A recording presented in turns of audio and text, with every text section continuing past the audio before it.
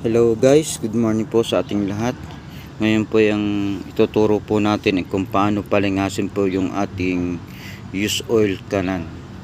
So bali ito po yung nagawa ko na. Ayan po, kung makikita nyo po, ayan.